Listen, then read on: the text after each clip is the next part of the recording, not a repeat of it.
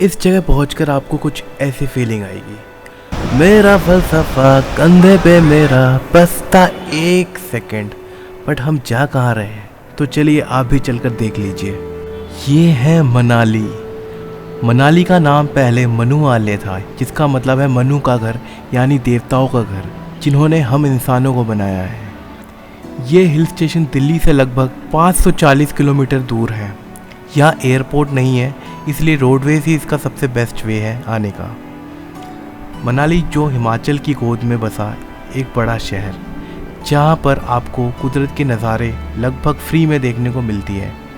Free तो नहीं, but अलग अलग बुकिंग के चलते, जैसे Volvo, hotel, cab and food expenses मिला के काफ़ी एक्सपेंसिव हो जाता है, इसलिए पैकेज बुक करना सबसे बेस्ट ऑप्शन है।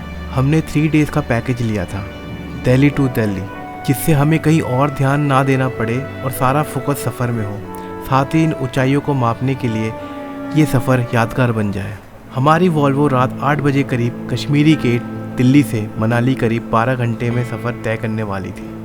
मतलब रात को सोते सोते जब सुबह आँख खुले तो हम पहाड़ों की वादियों में हों, और हम 8:30 तक मनाली पहुंच गए। यहाँ उतरकर एक अलग ही एहसास था जो शब्दों में बयां नहीं कर सकते। साथ ही यहाँ ठंड भी बहुत थी, और बस यहीं दूर पहाड़ों में बर्फ़ की चादरें दिख रही थी, जो अपने आप में काफ़ी खूबसूरत थी। हमने होटल में ब्रेकफास्ट करके निकल गए कुल्लू की वादियों में, जहाँ हमारे साथ साथ चल रही थी ये ब्यास नदी, और साथ ही ये ताज़ी हवाएं, जिसको हमारी गाड़ी चीरते हुए निकल रही थी। जहाँ धूप तेज और हवाएं ठंडी, ये अनुभव जैसे मानो कोई जन्नत में आ गए हो या किसी पेंटिंग की छवि में घुस गए हो। यहाँ कुल्लू में आने के बाद अगर पैराग्लाइडिंग नहीं किया तो क्या ही किया। पैराग्लाइडिंग यहाँ की सबसे बेस्ट एक्टिविटी है, जो यहाँ सबसे लंबी राइड 15 मिनट की यहीं होती है, अगर सोलंग वैली से कंपेयर करें तो। थोड़ा और आगे बढ़े तो हमें राफ्टिंग कराने वाले बहुत मिले। वो काफ़ी पुश कर रहे थे कि पैकेज लेने के लिए, लेकिन ऋषिकेश के अकॉर्डिंग हमें ये ट्रिपल प्राइस का पड़ रहा था। आगे हमें हॉट एयर बलून भी देखने को मिले, जो काफ़ी मस्त लग रही थी, बट दूर से। हमने ड्राइवर को ये कहा कि कोई रिवर स्पॉट में उतार दे। उनका कहना ये था कि वैष्णो टेम्पल के पास वहाँ एक स्पॉट है, वो स्पॉट आपको भी दिखाऊंगा, लेकिन पहले हम वैष्णो टेम्पल चलते हैं। अभी हम निकले हैं कुल्लू के साइट सीइंग में, तो सबसे पहले हमको यहाँ पर लाया गया है, ये है वैष्णो टेम्पल। यहाँ आपको हम वैष्णो टेम्पल दिखा देते हैं। अरे वहाँ तो अलाउड ही नहीं है फोटोग्राफी, फिर भी जितना बनता है उतना आपको दिखाने की पूरी कोशिश करेंगे। मंदिर का ये स्पॉट कितना सुंदर है, और यहाँ इतनी ऊंचाई से कितने मनमोहक दृश्य दिख रहे हैं। एक पूरी पेंटिंग जिसमें नदी है, पहाड़ है, ऊंचाई है और जज्बात भी है। जैसे कि आपको हमने बताया, वो रिवर स्पॉट वो वैष्णो टेम्पल के ऑपोजिट पर ही था, और यहाँ पर्यटकों की तादाद भी अच्छी खासी थी। कुल्लू की नदी के किनारे का अनुभव असल में दिल छू लेने वाला होता है। जब आप वहाँ होते हो तो ऐसा लगता है जैसे प्रकृति ने अपनी पूरी खूबसूरती को आपके सामने खोल दिया हो।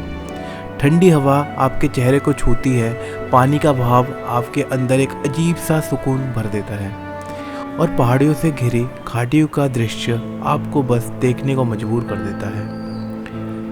ये जगह एहसास देती है कि जिसे शब्दों में बांधना बहुत मुश्किल है। ऐसा लगता है कि हर एक चीज़ में कहानी छुपी है।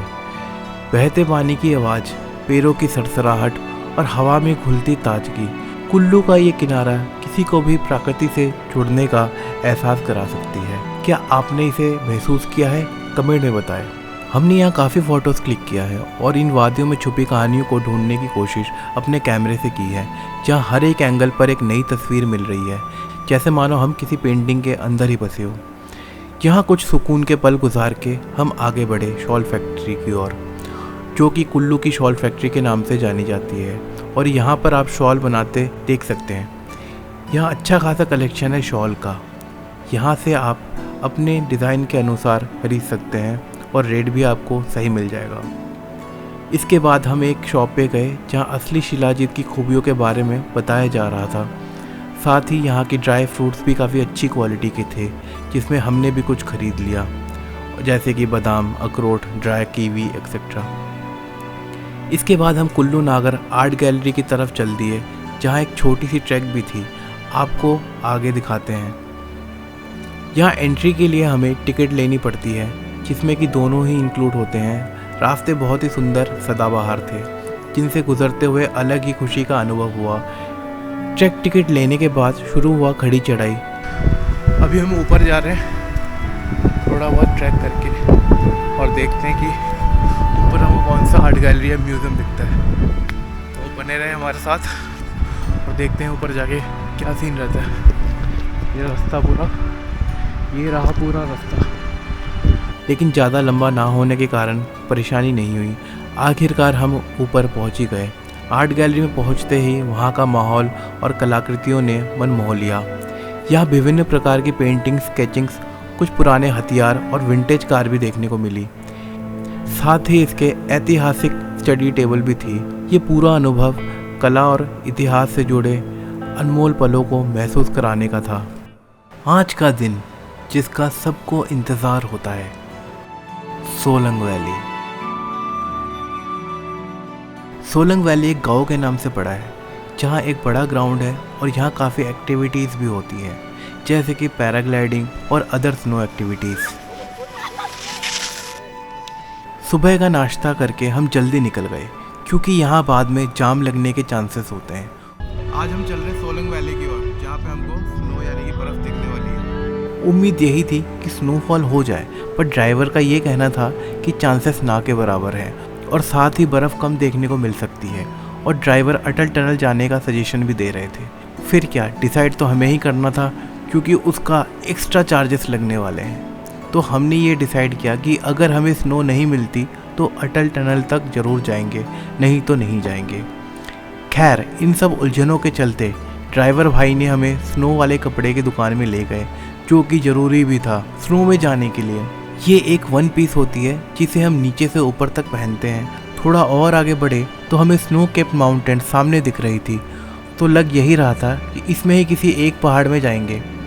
अभी थोड़ा आगे ही बढ़े थे कि हमने जिप लाइन करने का सोचा, जिनका रेट फिक्स होता है, कोई बार्गेनिंग नहीं होती है। वहाँ जिसमें हमें आगे एक वैली को क्रॉस करके जाना था और सामने वापस भी जिप लाइन से ही आना था। थोड़ा डर था यही कि रस्सी टूट ना जाए या तार टूट ना जाए, क्योंकि ऊपर से नीचे तक का व्यू बहुत रोमांचक और डर से भरा एहसास था। अब ये एक्टिविटी ख़त्म ही हुई थी कि ऊपर एक खड़ी चढ़ाई चढ़ के रोड तक भी जाना पड़ रहा था। साथ ही ये सफ़र काफ़ी सुहाना और रोमांचक भी था।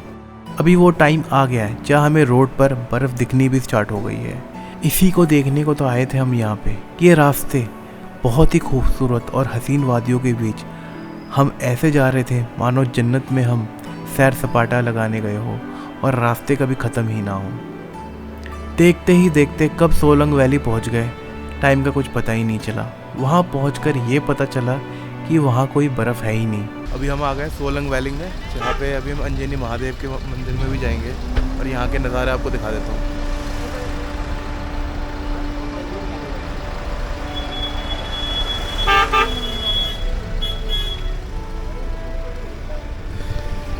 और हमें ये बताया गया कि असली बर्फ़ तो अंजनी महादेव के पास है, जो हमने 4x4 ATV बुक करके सीधा अंजनी महादेव मंदिर के पास जाने के लिए बुक कर लिया। और ये इसका चार्ज करीब हमको 1500 रुपये पड़ा है। ये फिक्स प्राइस है, यहाँ पे बोर्ड लगा हुआ है, इसलिए कोई दिक्कत नहीं है, आप आ सकते हो।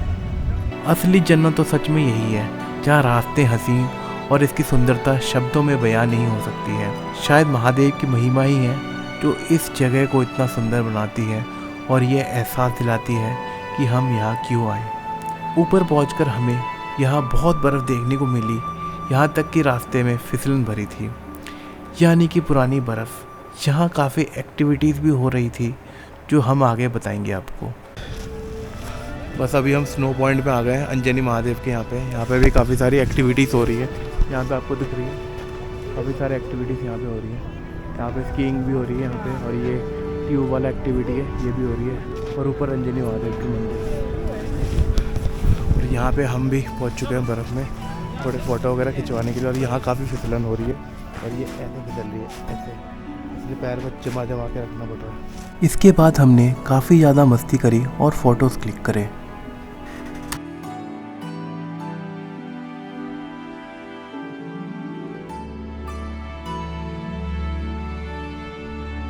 अभी हम जा रहे हैं अंजनी महादेव।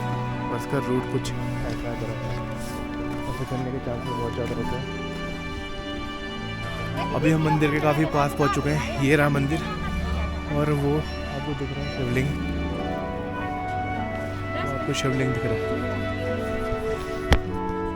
शिवलिंग तक पहुंचना बहुत ही मुश्किल था क्योंकि वहाँ फिसलन बहुत थी, लेकिन फिर भी हम दर्शन करने गए।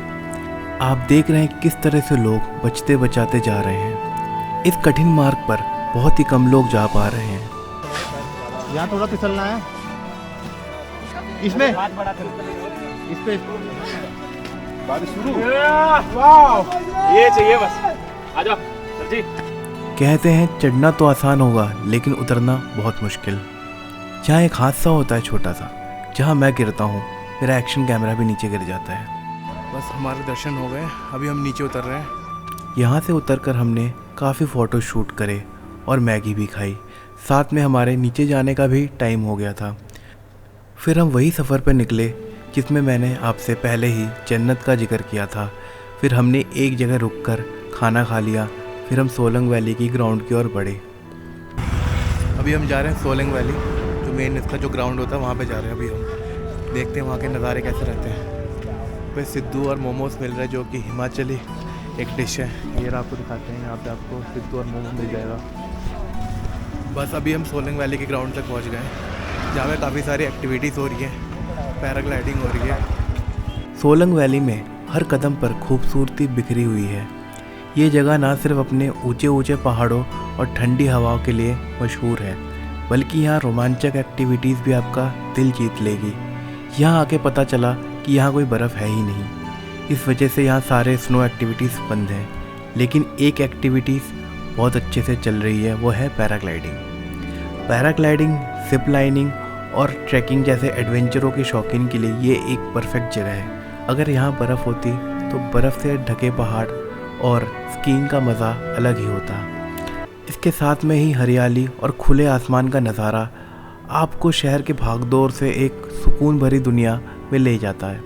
सोलंग वैली हर किसी के लिए ख़ास अनुभव लेके आती है, चाहे आप एडवेंचर के शौकीन हो या शांति की तलाश में। यहाँ कुछ लम्हे बिताकर हम पैराग्लाइडिंग को देखने लगे। आज का दिन जब हमारी ये ट्रिप ख़त्म होने वाली है, हमारी इवनिंग को बस भी है चुके हैं। अभी हम निकलेंगे मनाली के लोकल साइट सीन की ओर, जहाँ पे हमको Hidimba temple, club house, monastery, ये सब चीज़ें कवर होंगी। जहाँ आगे हम आपको सब चीज़ें दिखाएंगे। तो चलिए हिडिंबा टेम्पल से शुरुआत करते हैं। अभी हम जा रहे हैं हिडिंबा टेम्पल की ओर। इसका रास्ता है कुछ ऐसा। यहाँ आने से पहले आपको सामने कुछ छोटे बड़े शॉप्स मिल जाएंगे, जो कि पूरे रास्ते मिलेंगे। मनाली के बीचों बीच स्थित हिडिंबा टेम्पल इतिहास और प्रकृति का अनोखा संगम है। बस हम हिडिंबा टेम्पल पहुँच चुके हैं। ये रहा हिडिंबा टेम्पल, यहाँ पर हम आए। देवदार के घनी पेड़ और बीच में बनी ये प्राचीन मंदिर की खूबसूरती देखते ही बनती है। लकड़ी से बने इस इमारत की वास्तुकला, पौराणिकता और शांति का अनुभव यहाँ हर किसी को मोहित कर देती है। जब आप यहाँ आए तो शायद आपको यहाँ मंदिर बर्फ़ से ढका ना मिले, लेकिन इसकी सुंदरता और इसके आसपास की हरियाली आपकी यात्रा को खास जरूर बनाएगा। हिडिंबा देवी महाभारत काल से जुड़ी एक पौराणिक पात्र है। ये पांडवों के भाई भीम की पत्नी और घटोत्कच की माता है। भीम ने हिडिंबा के भाई हिडिंब का वध किया, जिसके बाद हिडिंबा से भीम ने विवाह किया। मनाली का हिडिंबा देवी टेम्पल उनको समर्पित है। इस मंदिर की खासियत इसकी अनोखी वास्तुकला है, जिसे लकड़ी पर बनाया गया है और इसकी छत 4 मंजिला पगोडा शैली में है। देवदार के घने जंगलों के बीच स्थित है और ये मंदिर शांति और आध्यात्मिकता का अद्भुत अनुभव प्रदान करता है। यहाँ काफ़ी रश हो गया है क्योंकि वीकेंड स्टार्ट हो गया है। हमने यहाँ कुछ फ़ोटो क्लिक करवा कर आगे निकल गए, जहाँ हमारा दूसरा डेस्टिनेशन हमारा इंतज़ार कर रहा था, वो है क्लब हाउस। अभी हम क्लब हाउस में एंटर कर रहे हैं। यह है क्लब हाउस का मेन एंट्री। क्लब हाउस में एज सच कुछ खास नहीं है देखने जैसा, बट आपको अगर गेम्स खेलनी है जैसे कि carrom board, snooker, table tennis etcetera, या फिर शॉपिंग करनी है तो यहाँ ज़रूर विज़िट करें। यहाँ का मार्केट काफ़ी बड़ा है और एक बात, यहाँ आपको टिकट लेनी पड़ेगी। यहाँ मैक्सिमम जगह टिकट लेनी पड़ सकती है। इसके बाद हम चले वन विहार। वन विहार मनाली का एक खूबसूरत और शांत जगह है जहाँ प्रकृति के करीब होने का एहसास होता है। यहाँ के ऊंचे ऊंचे पेड़, हरियाली और साफ़ हवा आपको सुकून भरा अनुभव कराते हैं। ये जगह परिवार और दोस्तों के साथ समय बिताने के लिए परफेक्ट है। अगर आप फोटोग्राफी के शौकीन हैं तो यहाँ के नज़ारे आपको कैमरा के कैद करने के लायक हैं। यहाँ नीचे एक तालाब भी है जहाँ आप अगर चाहे तो बोटिंग का आनंद भी ले सकते हैं। कुछ समय यहाँ बिताकर हम चले बुद्धिस्ट मोनास्ट्री जो 5 मिनट के वॉकिंग डिस्टेंस पर था। मनाली में स्थित बुद्धिस्ट मोनास्ट्री की खूबसूरती और शांति का अनुभव बिल्कुल अनोखा है। यहाँ की वास्तुकला और प्राचीन कलाकृति न केवल आँखों को सुकून देती है बल्कि इतिहास और आध्यात्मिकता को जोड़ती है। मठ के शांत वातावरण में बैठकर ध्यान लगाना या केवल आसपास की हरियाली और पहाड़ का आनंद लेना हर किसी के लिए खास पल होता है। हर जगह की एक खास पहचान होती है और वैसे ही हर हिल स्टेशन का एक दिल होता है, उसकी मॉल रोड। हमारा अगला और इस बार का आखिरी डेस्टिनेशन है मॉल रोड। यहाँ कई दुकानें और होटल्स हैं जो इस जगह को और भी ख़ास बनाते हैं। कुछ पर्यटकों को मॉल रोड के पास होटल लेना पसंद होता है ताकि बाज़ार उनके करीब हो और हर चीज़ की आसानी से पहुंच हो। यहाँ का मौसम इतना सुहाना है कि बस दिल खुश हो जाए और यहाँ का भीड़ भाड़ एक ऐसा भव्य माहौल बनाती है जैसे हम किसी महंगी पार्टी का हिस्सा हो। साथ ही यहाँ का बाज़ार इतना बड़ा और भव्य लगता है कि यकीन ही नहीं होता कि हम किसी हिल स्टेशन का बाज़ार पर हैं। लेकिन एक बात ध्यान देने वाली बात है कि यहाँ ज़्यादातर चीज़ों के दाम दुगने लगते हैं, चाहे वो चाय हो या फिर खाने पीने का सामान। फिर भी हमने यहाँ चाय भी पिया और आइसक्रीम भी खाई। इसी के साथ हमारा ये सफ़र ख़त्म होता है मनाली का। और अगर आपको ये वीडियो पसंद आए तो लाइक, शेयर और सब्सक्राइब ज़रूर करें।